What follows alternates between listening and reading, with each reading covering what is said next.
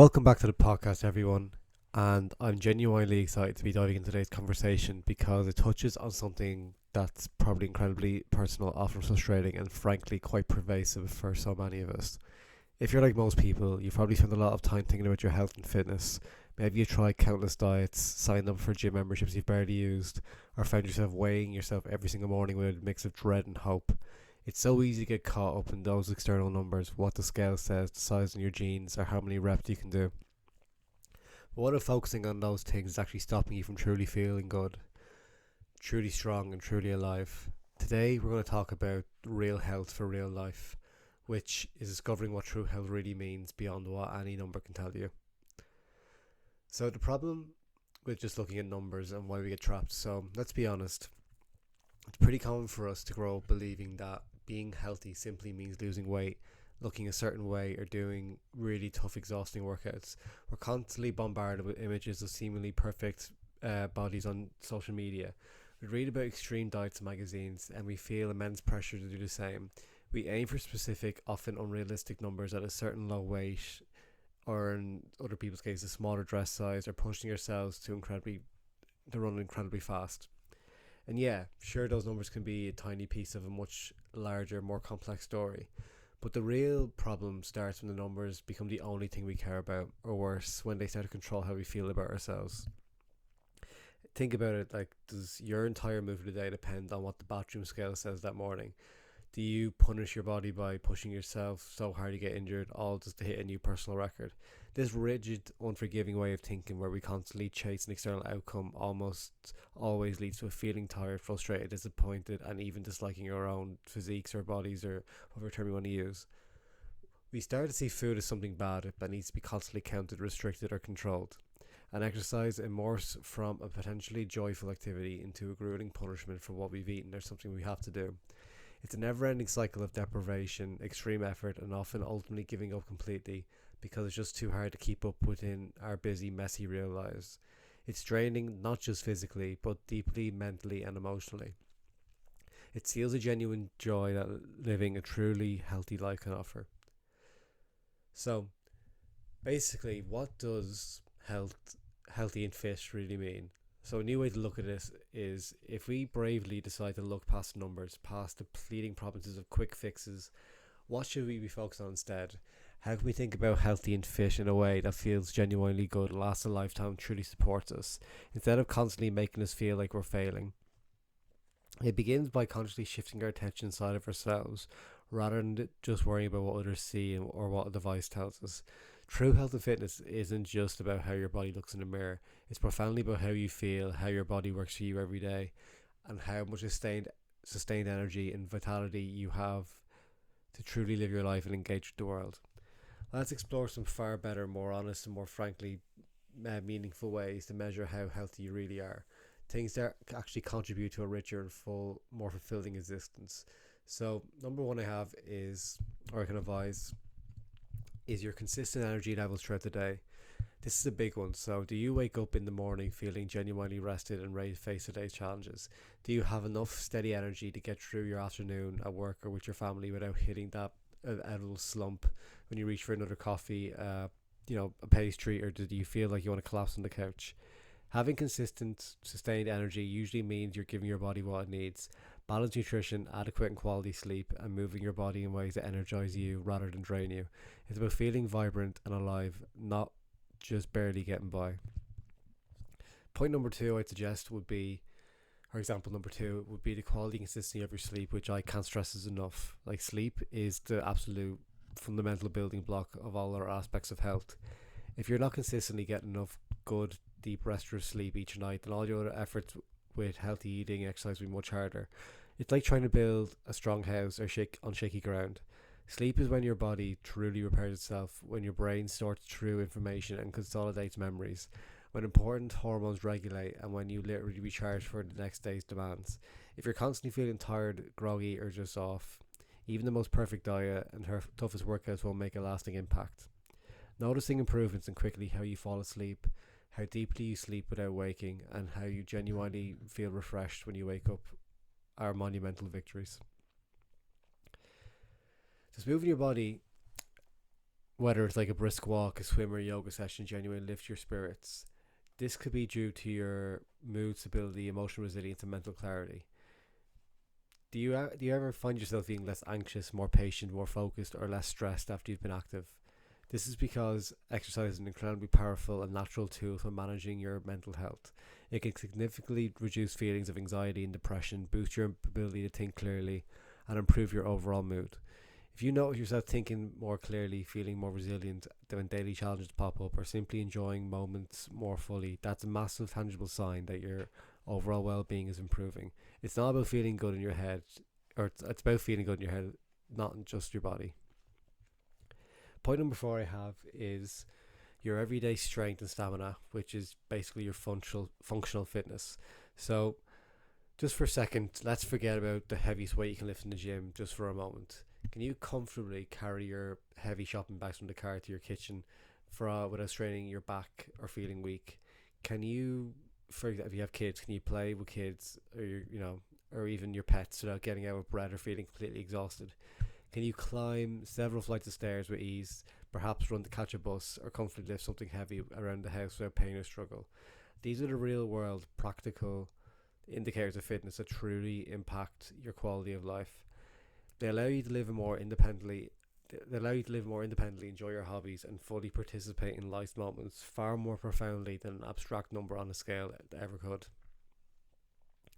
Point number five I have is how quickly and effectively you recover and adapt. So this is like your body's resilience and how fast does your body bounce back after a challenging workout, a particularly demanding day at work, a period of heightened stress, or even just a minor cold.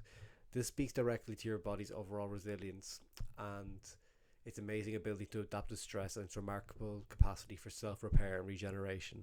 Good recovery means you're less prone to these nagging aches and pains or injuries, less likely to feel constantly exhausted, and more capable of handling life's inevitable demands with grace and strength. It's about your body's incredible and ability to bounce back and keep going. And the last point I have is a positive, intuitive, and joyful relationship with food and movement. Do you ever feel, for example, that food as nourishing fuel that also brings immense pleasure, cultural connection, and social enjoyment, rather than just a collection of calories to be meticulously counted, restricted, and then guilted over? Do you see moving your body as an opportunity to feel good, to explore your physical capabilities, to strengthen yourself, and to simply enjoy being alive, rather than a grudging punishment for perceived bad eating choices, or merely a means to an end for aesthetic purposes? This fundamental, deeply empathetic shift in how you relate to and movement is incredibly liberating. It's absolutely key to long term adherence, genuine enjoyment, and cultivating a peaceful, accepting relationship with your own body. So, how do we get there?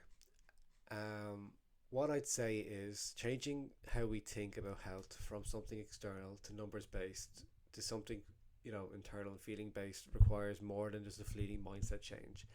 It basically demands intentional, consistent action and thoughtful reevaluation of our daily habits. In my opinion, these are some of the some practical and highly effective ways to genuinely embrace a more sustainable and truly life enhancing approach to your health and fitness journey. And again, I touched on this before, but again, elevate sleep to non-negotiable status. I cannot stress enough. Like, sleep is the foundational pillar upon while other aspects of our life are built, or which all other aspects of health are built. If you're not consistently getting good, deep sleep at night, all your other efforts with healthy eating, exercise will be a waste of time. Like, aim for that sweet spot of 7 to 9 hours of truly refreshing sleep per night for most adults. Like, and to achieve this, commit to establishing a consistent sleep schedule. Even on the weekends as well, just to help regulate your body clock. Develop a calming and relaxing bedtime routine. Think of, like, for example, a warm shower, reading a book, meditating, avoiding phone screens or iPad screens or TV. A little bit before bed, just so you're not so stimulated with dopamine. And make your bedroom truly dark, quiet, and pretty cold as well. You don't want to be in a warm bedroom. So ideally, you have air conditioning or a fan, and blackout curtains, even an eye mask, just something just to give yourself that extra bit of a lift in your sleep quality. So don't view sleep as a luxury. You can easily cut back on it. viewed as essential medicine for your body and mind, as vital as food and water. Point number two I'd suggest is focus on nutrient density and mindful eating. So instead of obsessing over precise calorie numbers, rigid macronutrients, or breakdowns, or good versus bad foods, shift your primary attention to the quality, vibrancy, and diversity of the food you're consuming. Prioritize, especially whole, unprocessed foods. Like this means a colorful spectrum of fruits and vegetables. Quite high quality lean proteins, whether chicken, fish, or if you're more on the vegetarian, vegan side, beans, lentils, tofu. Healthy fats, think of avocados, nuts, seeds, olive oil, and complex carbohydrates like rice, oats, wholemeal breads, stuff like that. So practice mindful eating. This means taking the time to sit down, remove distractions like like TV or your phone, or truly taste your food, savoring the textures, flavors, and noticing how your body feels as you eat. Learn to listen to your body's in hunger and fullness cues. Eat when you're genuinely hungry and stop when you're comfortably satisfied and not comfortably stuffed. Remember, food is not just fuel, it's a profound source of pleasure, cultural connection, and shared experiences. Cultivate a sense of appreciation and gratitude for what you eat. Number three I'd have is discover a movement you genuinely look forward to. So, this is perhaps one of the most powerful and transformative shifts you can make in your health journey. The best exercise is the one that you will do consistently, joyfully, and keep doing over a long period of time. If the thought of going to a conventional gym fills you with dread, fear, or boredom, then stop forcing yourself. There are literally, a number of other ways to move your body that can be incredibly effective and deeply enjoyable. Explore a multitude of options, such as long, hikes around mountains, walking your dog, cycling through scenic routes, swimming lengths, in the sea or the pool, there's anything you want.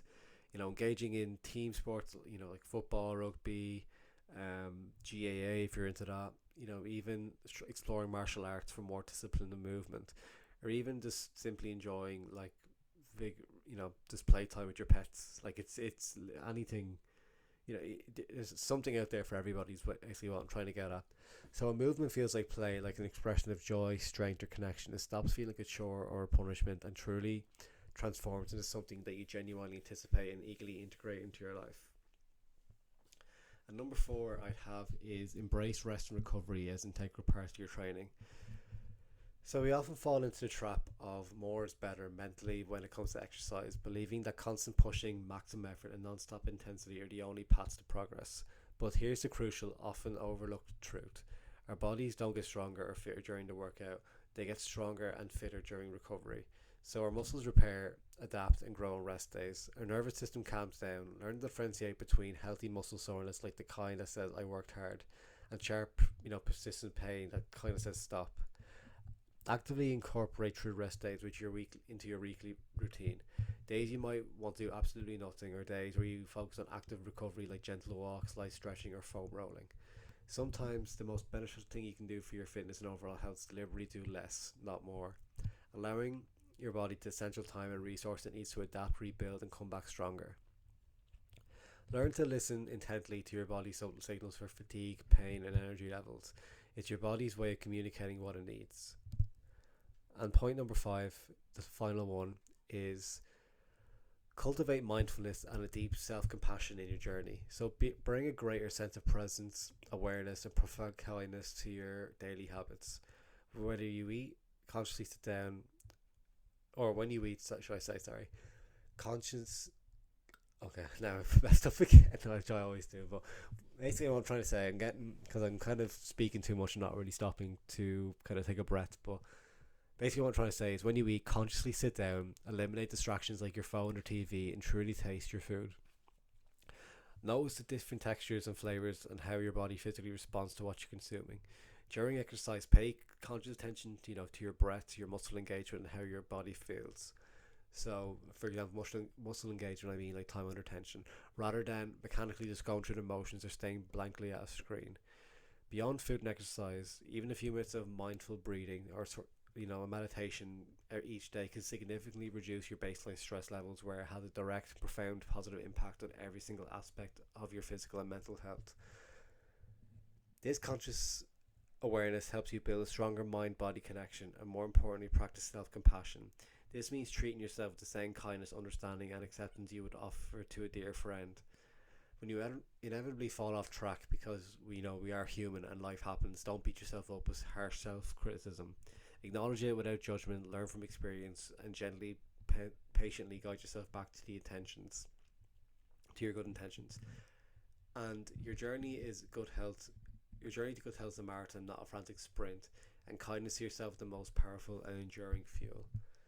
So, to conclude, this comprehensive approach to health, one that moves beyond the superficial and embraces the whole you, isn't about chasing quick fixes, unsustainable crash diets, or dramatic, fleeting transformations designed only for a short term goal. It's fundamentally about playing the long game of sustainable, joyful, and deeply enriching well being. It's about building habits and fostering a mindset that genuinely serves you for years, decades, and lifetimes to come. Not just for a summer holiday, a specific event, or to squeeze into a particular outfit. When you consciously and consistently shift your focus from those external and frequently frustrating numbers and expectations from society, to cultivating internal feelings of profound strength, vibrant vitality, emotional resilience, and overall well being, a truly remarkable and empowering things happen. The external results, whether it's healthy weight management, improved athletic performance, or positive aesthetic changes, often follow naturally as a wonderful positive consequence. And crucially, they become a welcome bonus of your healthy lifestyle, a pleasant side effect rather than the singular, often punishing and ultimately unfulfilling purpose. The path is about living a life that feels good from the inside out for the rest of your days. So, yeah, to conclude, thank you so much for joining me today for this deeply important kind of conversation. I hope you took some lessons out of it. My hope is that, I hope this is inspiring to fundamentally redefine what health and fitness means for you, moving past just the numbers and into a deeper, more sustainable, and truly joyful sense of holistic well-being. I'd love to hear your thoughts on this.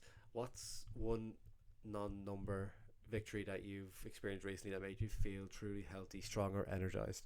Or what's one part of your health that you're going to focus on now that isn't a number of how you look? Share your journey with me, or you can comment down below on the Spotify podcast or YouTube as well, because it's also uploaded there. So until next time, be well, listen closely to your body's wisdom, and nurture your well-being from the inside out.